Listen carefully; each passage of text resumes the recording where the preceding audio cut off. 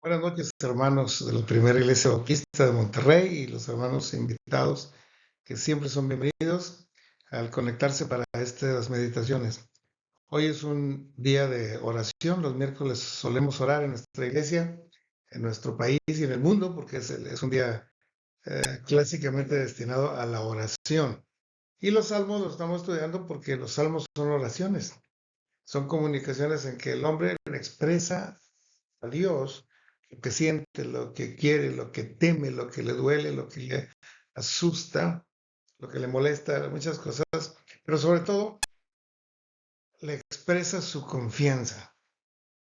Porque si el mundo está terrible y tenemos enemigos y tenemos problemas y tenemos enfermedades, también es cierto y mucho más cierto que tenemos a un gran Dios que nos bendice, que nos salva, que nos rescata, que nos perdona, que nos transforma, que nos sana, que nos provee. Así que las pruebas están hechas para afianzar nuestra confianza en Dios, porque solemos confiar o en nosotros mismos o en otras personas y eso no sirve para nada, o sirve muy poco, ¿no? No sirve hacia el futuro, no sirve hacia la eternidad, no nos hace crecer espiritualmente si confiamos en otras personas o en otras instituciones o en otros dioses, entre comillas. La confianza en Dios es la que nos hace creyentes. La confianza en Dios es la que nos hace espirituales. La confianza en Dios es la que nos hace crecer. La confianza en Dios es la que nos hace salvos. Y la confianza en Dios es lo que le agrada al Señor.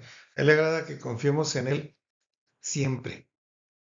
Y mientras más difíciles sean las circunstancias, más le agrada al Señor que confiemos en Él. Por eso cuando los discípulos andaban en la barquilla y el aire y las olas amenazaban con hundirlas y se angustiaron, Señor, sálvanos que perecemos, lo pidieron bien, le pidieron al Señor. Sin embargo, lo hicieron con angustia, con cierta desconfianza, pensando que perecerían. Y el Señor se molestó, le dijo, oigan, ¿por qué están así amedrentados hombres de poca fe? ¿Cómo no tenéis fe? ¿Cómo no confías en mí? Porque la fe es confiar en Dios. Confiar en cualquier otra cosa no es fe. Por eso cuando alguien dice, yo le tengo mucha fe a este tecito, es muy bueno. No, no, el tecito puede ser bueno, pero no podemos tener fe a un té. Y mucho menos a un ídolo, a un amuleto, a un talismán, a nada de eso. Nosotros tenemos confianza en el Señor. Y eso es fe verdadera. Y las oraciones que aprendamos en el libro de los Salmos, que son tesoros espirituales, nos enseñan a confiar en el Señor en las más diversas circunstancias terribles. Hoy vamos a ver el Salmo 59 y aquí va a aparecer a mi derecha las letras para que lo vayamos viendo. De hecho, no lo voy a leer de corrido, sino que vamos a ir leyendo cada versículo y comentamos algo de lo que ahí aparece. Este salmo es un nictam de David, del rey David, como el Salmo 16, como el Salmo 55, 56, 57, 58, 59, 60. Son nictams de David. Y un nictam es una poesía, es un himno de alabanza al Señor en medio de terribles circunstancias. Eso es un nictam. La palabra nictam quiere decir grabado, un poema o un himno grabado en piedra para que se quede para siempre, como debe ser la alabanza, debe ser para siempre. Si usted tiene una alabanza que ya no se canta o que nunca ya pasó de moda, no era una alabanza eterna, es una alabanza sencilla. No es un nictam. Un nictam es un gran himno que se queda para siempre, como los salmos son, como los himnos grandes que tenemos en los himnarios, que siguen cantando después de 300 años o de 1000 años, porque es una alabanza grande a un Dios poderoso. Y este Salmo 59 tiene esas cualidades. David lo escribió cuando tuvo que huir del rey Saúl de inicio. David había matado a Goliat y luego había apoyado al rey en algunas campañas militares, había sido un guerrero triunfante a pesar de ser tan joven, tanto que el pueblo gritaba, Saúl mataba a sus miles y David a sus 10,000. Y ese detalle, esa alabanza para David, causó un celo tremendo en Saúl, que lo odió. Lo había adoptado casi como hijo, le había dado a su hija como esposa, a Mical. Realmente lo había distinguido mucho y sin embargo al escuchar esas alabanzas que David recibía, él se llenó de celo y quiso matarlo. Y Mical lo ayudó a huir, los colgó por una ventana y luego puso una estatua en su cama para que pensaran que ahí estaba dormido. ¿Y dónde estaba David? No, pues ahí está dormido. Y ya cuando descubrieron a la siguiente mañana que era una estatua acostada en la cama, el rey le dijo a Mical, ¿por qué hiciste eso? ¿Cómo protegiste a David de mi mano? Claro, Mical estaba defendiendo a su esposo. Y más que Mical, fue Dios el que lo libró de la mano de Saúl, no una vez, sino muchas veces, mucha temporada, hasta que finalmente David sucedió en el trono al rey Saúl. Pero bueno, en este momento en que él estaba huyendo y cuando los enemigos se habían multiplicado, David se llenó de temor, de indignación, hasta de coraje. ¿Por qué le hacía esto al rey, no? Y los cristianos también sentimos temor y también sentimos coraje y también sentimos cosas negativas cuando nos atacan. Así sea un ataque verbal, así sea una mentira que dijeron de nosotros, así sea un chisme, así sea una acusación, así sea una amenaza. Nosotros nos enojamos porque somos humanos. No podemos decir que no nos dolió, que no nos preocupó, que no nos asustó. Sí, el rey David se asustaba, se indignaba, se molestaba y todo eso. Sin embargo, aquí el rey David hizo lo correcto. Cuando usted está asustado, enojado, molesto, hace lo correcto. Mucha gente lo que hace es vengarse, hablar mal de los que lo están acusando o buscar perjudicarlos de cualquier manera, buscar una forma de venganza. Pero David hizo lo correcto, clamar a Dios por venganza, expresar todo lo que quería él entre los enemigos, pero no decírselo a medio mundo, sino decírselo a Dios. Eso es lo que se tiene que hacer, porque Él es nuestro vengador, no los Avengers, no los ejércitos humanos, no los zetas, no los abogados que vamos a contratar para que nos hagan justicia, no, no. Dios es nuestro amparo y fortaleza y es nuestra justicia, nuestro defensor, y Él es el vengador de cada uno de nuestros problemas que tenemos con enemigos gratuitos, a veces son familiares, a veces son vecinos, a veces son hermanos en la iglesia. Y no vamos a vengar nosotros mismos. David nunca se vengó de Saúl, sino dejó las cosas en las manos de Dios. Vamos a ver cómo lo hizo David. En este Salmo 59, les invito a leerlo, dice así, líbrame de mis enemigos, oh Dios, Dios mío, ponme a salvo de los que se levantan contra mí.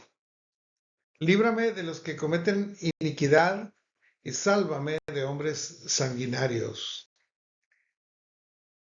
Porque aquí están acechando mi vida. Se han juntado contra mí poderosos. No por una falta que yo cometí, no por un pecado mío, oh Jehová. Sin delito mío corren y se aperciben y se preparan. Despierta para venir a mi encuentro. Y mira, y tú, Jehová Dios de los ejércitos, Dios de Israel, despierta para castigar a todas las naciones. No tengas misericordia de los que se rebelan con iniquidad, Señor. Volverán la tarde y ladrarán como perros y rodearán la ciudad. He aquí proferirán con su boca, espadas hay en sus labios, porque dicen, ¿quién nos oye? Mas tú, Jehová, te reirás de ellos y te burlarás de todas las naciones. Se fijan cómo el salmista está presentando a los malignos como inicuos, que hacen iniquidad, que hacen maldad, que prefieren, que persiguen, que ladran como perros y que atacan sin justificación, porque él dice, yo no cometí un pecado, no tuve alguna falta para que me ataquen así, pero me están atacando, Señor. Tú, tú te reirás de ellos, Señor, no yo, tú te reirás de ellos y te burlarás de las naciones. En el capítulo, el versículo 9 dice, a causa del poder del enemigo esperaré en ti, porque Dios es mi defensa. A veces los enemigos son muy poderosos, a veces un jefe en el trabajo, a veces una autoridad competente, a veces una autoridad incompetente, a veces es un asesino que te anda persiguiendo, a veces es una esposa que no te ama y que te está atacando. En cualquier caso, sea una esposa o sea un asesino o sea un gobernante, sea un jefe, no debemos buscar nosotros vengarnos de ellos, sino exponerle el caso a nuestro Señor. Así sientas tanto coraje, como David se nota que tenía coraje y temor juntos, ¿no? Contra sus enemigos. Bueno, nosotros podemos sentir eso mismo, pero vamos a decírselo al Señor. ¿Qué les parece? Dice el versículo 10, el Dios de mi misericordia irá delante de mí. Dios hará que vea en mis enemigos mi deseo. Él es el vengador. Fíjense que hay muchas películas que jalan taquilla y que hacen que la gente vaya sobre Avengers, sobre héroes, sobre vengadores anónimos, sobre gente así, ¿no? Un hombre muy fuerte que se venga de las maldades de los malos. Y la gente siente una satisfacción de ver cómo matan a los malos y los humilla a otro hombre muy fuerte, o muy valiente, o muy duro de matar, o alguna cosa así. Porque nosotros en el fondo necesitamos justicia y deseamos venganza, pero lo correcto cuando sentimos eso es clamar al Señor y decir, el Dios de mi misericordia irá delante de mí y Él hará que se cumplan mis enemigos mi deseo. ¿Por qué es necesario que Dios lo haga? Porque Dios es justo, porque Dios conoce todas las cosas y nosotros no. Y a veces vemos las cosas distorsionadas y queremos atacar a alguien que no lo merecía tanto, pero Dios sí sabe lo que ha pasado. Conoce los pensamientos de las personas y conoce las intenciones del corazón. Él pagará a cada uno según su obra y según su intención. No los mates para que mi pueblo no olvide. Dispérsalos con tu poder, abátelos, oh Jehová, escudo nuestro. Sigue diciendo David. El versículo 12, por el pecado de su boca, por la palabra de sus labios, sean ellos presos en su soberbia y por la maldición y mentira que profieren. Acábalos con furor, acábalos, Señor, para que no sean. Y sépase que Dios gobierna en Jacob hasta los fines de la tierra. Él quiere que haya justicia y que se sepa de dónde viene la justicia y que sepa que el único Dios de justicia es nuestro Dios.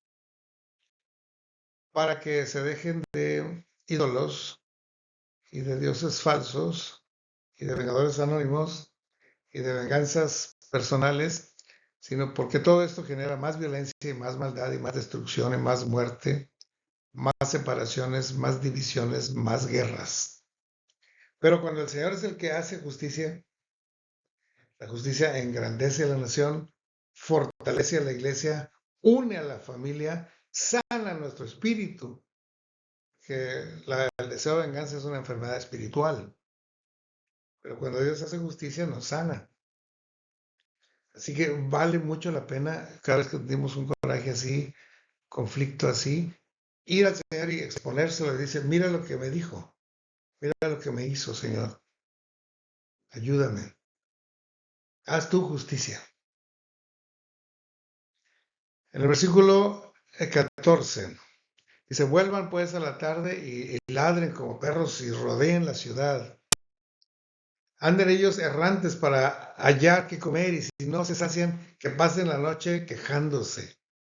Por eso quería David que ocurriera a sus enemigos, pero que Dios fuera el que se los ejerciera. Pero yo cantaré ante tu poder y alabaré de mañana tu misericordia, porque has sido mi amparo y refugio en el día de mi angustia. Fortaleza mía, a ti cantaré, porque eres, oh Dios, mi refugio, el Dios de mi misericordia. Este es un mictam. Un mictam es una alabanza a Dios en medio de una terrible tribulación. Porque a veces cantamos porque es el aniversario, porque es la fiesta de Navidad, porque estamos alegres, pero cuando cantamos en medio de un sufrimiento, entonces se convierte en una alabanza eterna. Y ese tipo de alabanzas honran a nuestro Dios y sanan nuestro espíritu. Así como aquellos Pablo y Silas que estaban atados en el cepo allá en Filipos, y a medianoche cantaban himnos al Señor y los presos los oían.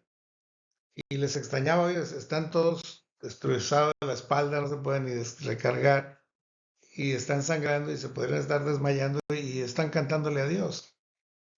Ese es un testimonio tremendo para el mundo. Cuando cantamos en medio de la tribulación, cuando confiamos, como los cristianos cantaban en el circo romano mientras los leones se acercaban. Ese es un canto que llega al alma de cualquiera que lo ve. No es un canto de exhibición en un gran teatro, no. Es un canto de que muestra la confianza que tenemos en Dios y el tamaño de nuestro Dios para protegernos, para salvarnos y para vengarnos. Este es el Salmo 59, este es el Mictán de David, ese debe ser nuestra forma de reaccionar cuando estemos atacados por alguien. Oremos. Padre, gracias porque tú has estado en nuestra vida y nos has defendido de tantos enemigos, nos has levantado, nos has puesto arriba y has atacado a nuestros enemigos con tu justicia. Te rogamos que bendigas a cada hermano, los que están conectados, los que se van a conectar más tarde, y que seamos un pueblo que te alaba en medio de las tribulaciones. En el nombre de Jesús te lo pedimos. Amén. Dios los bendiga, hermanos. Nos vemos pronto.